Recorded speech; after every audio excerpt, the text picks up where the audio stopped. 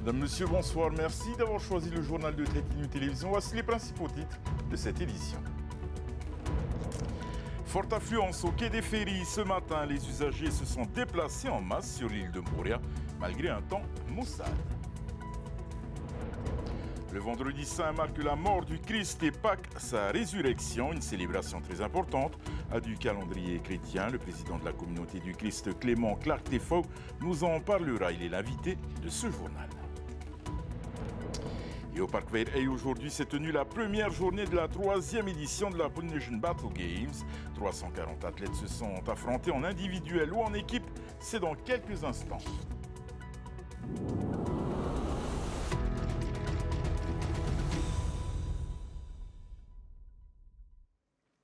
Le long week-end de Pâques rime avec départ en masse vers Moria et les Rarumat. Et les compagnies augmentent le nombre de rotations et elles affichent toutes complètes. La valse des passagers a démarré très tôt ce matin et à la première heure jusqu'à 16 heures cet après-midi. Un reportage de Meritiato et Naya Bennett. Chaque année, le quai des Ferries est pris d'assaut par les familles qui souhaitent passer le long week-end de Pâques à Moorea. Certaines familles ont pris leur disposition longtemps à l'avance. Il y a un mois de ça, on a déjà tout acheté, les billets, la maison. Et tout, voilà. Et un petit week-end en famille, ça va faire énormément de bien. On va faire des petites activités sympathiques, tous en famille. On a prévu beaucoup de jeux d'extérieur, pétanque, badminton, donc c'est très bien. Et puis des petits jeux d'intérieur. On va en profiter pour qu'il nous lise son petit poème du concours pour lequel mamie est très fière. En tahitien, oui. Ah oui, tout à fait, sortir un peu de là parce qu'à chaque fois on est au travail, au bout d'un moment il faut passer les vacances quoi. Ça va, c'est à côté, c'est pas se partir dans des îles, c'est différent.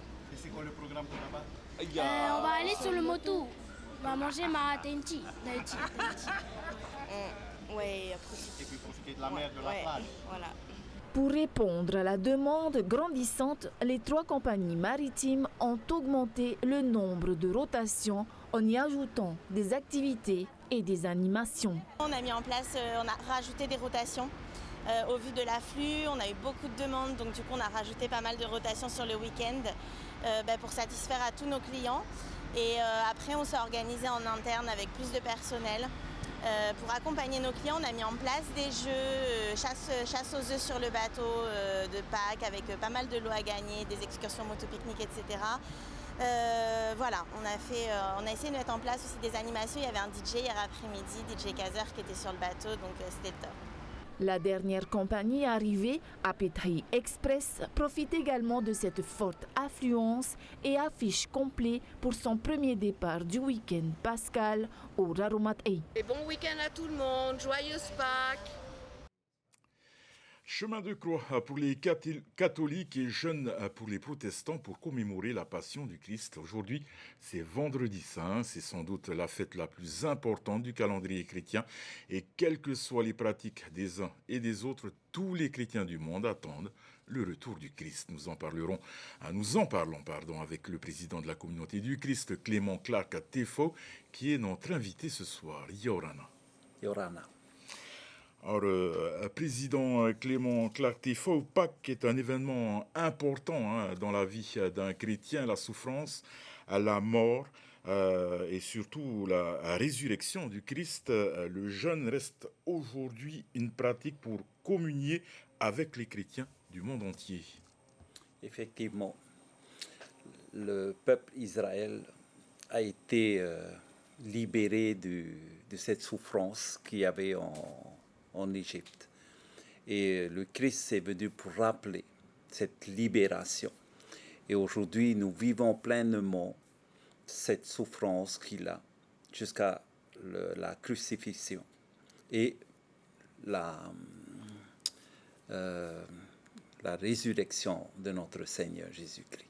Et c'est ce que nous croyons tous en tant que chrétiens dans ce monde. Un des principaux messages évoqués durant les offices religieux aujourd'hui a été la paix dans le monde avec les guerres en Ukraine ou en Israël, mais également la paix dans les ménages polynésiens avec l'augmentation des chiffres des violences intrafamiliales. Et c'est ce que nous encourageons tous nos membres. Et ça, c'est un message à tous qui croient en ce Dieu encore, qui est venu pour, à travers son Fils Jésus-Christ pour apporter l'amour, premièrement, la paix et l'espoir dans le peuple, et de sauver tous ceux qui croient en lui.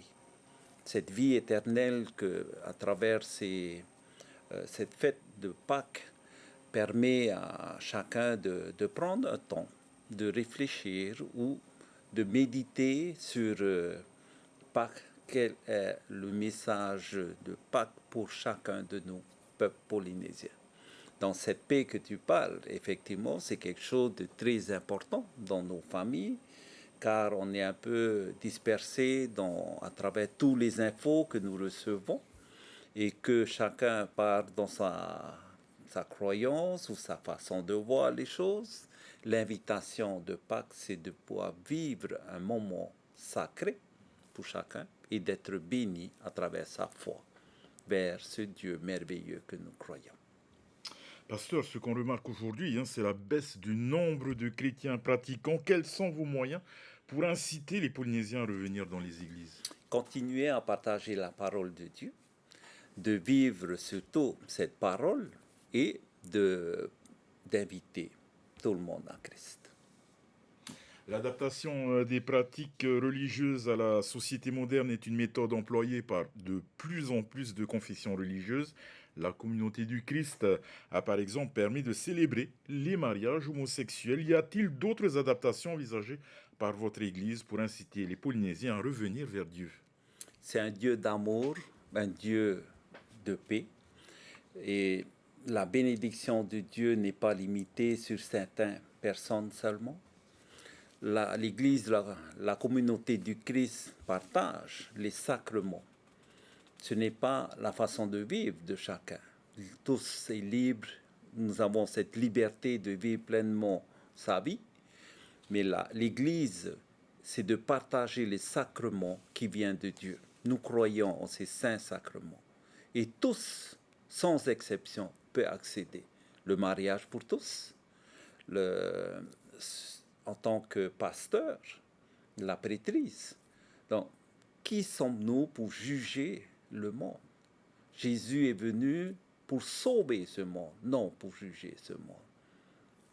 Le message de la communauté du Christ, c'est de proclamer Jésus-Christ et de promouvoir des communautés de joie, d'amour, de paix et d'espoir. Merci beaucoup, Pasteur Clément Clarté-Fau. Je rappelle que vous êtes le président de la communauté du Christ en Polynésie française. Maruru. Et partons à présent en métropole où le député Mwerani Frebo vient d'obtenir la confirmation de la création d'un groupe de travail constitué de représentants du gouvernement central et de la Polynésie française pour explorer les solutions pour réduire le coût de l'électricité en Polynésie française. Selon le député de la première circonscription, cette démarche est totalement apolitique et doit permettre à tous les Polynésiens d'en bénéficier. Nous écoutons Mwerani Frebo qui s'est exprimé depuis Paris. C'est la première fois que l'État s'engage sur ces sujets et ça a fait suite à un énorme travail de lobbying. J'ai été plusieurs fois à l'Élysée voir le directeur de cabinet du président, j'ai écrit au président lui-même, j'ai rencontré les 3 ministres de l'Outre-mer qui se sont succédés, j'ai été voir le ministre de l'Énergie, les conseillers parlementaires. Voilà, ça a été un gros travail de persuasion, mais enfin, la porte est désormais ouverte. L'objectif, c'est que le groupe de travail se réunisse assez rapidement. Au niveau de l'État, on va avoir bien sûr la Direction générale de l'énergie et du climat qui a été désignée par le ministre des Énergies et de l'Industrie pour piloter les travaux. Et le ministre des Outre-mer a désigné la Direction générale des Outre-mer. Pour ce qui est de la Polynésie, nous allons avoir bien sûr besoin du gouvernement local. Donc le ministre de l'Énergie et le président de la Polynésie, ce serait important. Et je pense qu'il faut inclure plus largement aussi évidemment les services, le service des énergies, le concessionnaire historique également, donc la direction d'Engie. Et je pense aussi que les maires et les différents partis politiques devraient aussi être associés au groupe de travail.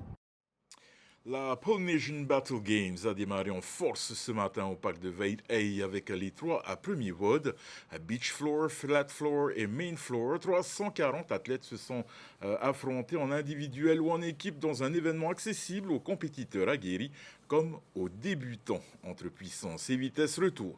Sur cette première journée avec Liora Bounik et Désiré Teivao.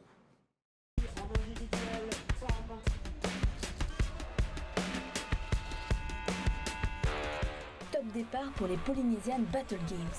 Ambiance électrique, tribune pleine et athlètes motivés. Sur terre comme dans l'eau, les épreuves s'enchaînent sans répit. Si certains ont souffert dès le premier WOD, d'autres étaient comme des poissons dans l'eau. On avait hâte de commencer par cette épreuve parce qu'on sait qu'on est assez à l'aise dessus, quoi. Et puis bon, on a réussi à la gagner, c'est top pour entrer dans la compétition. Ça met en confiance pour la suite, quoi. Parmi les victoires attendues, quelques surprises se glissent déjà, comme cette athlète venue d'Italie qui s'impose dans le premier WOD en catégorie Master 40. L'année dernière, j'ai vu en Instagram des photos et j'ai pris la décision de venir ici pour la vacance et pour faire la compétition. La Polynesian Battle Games séduit au-delà des frontières mais fait aussi rêver les plus jeunes. Et parmi les nouveautés cette année, une catégorie réservée aux 14-16 ans. Certains s'y lancent pour le plaisir, mais aussi pour marcher dans les traces de leur famille. Ouais, je pense que c'est vraiment une passion. J'en fais depuis que je suis assez petit et j'ai jamais arrêté. J'ai toujours aimé ça, surtout que c'est le sport de mon père aussi. Du coup, ça nous fait un truc familial, c'est sympa. Pour d'autres, c'est aussi l'occasion de faire leurs preuves. Je me sens bien, ça me réconforte dans l'idée que je peux éventuellement décrocher une médaille. Et là, pour ce WOD-là, je me suis sentie assez bien. La charge elle était à 50 kg et j'ai trouvé que ça allait pour faire 21 deadlifts unbroken. La relève est bien là et prête à en découdre. La compétition se poursuit demain avec 3 nouveaux WOD très attendus, dont une épreuve inédite, le tir à l'arc. Force, précision et spectacle en perspective.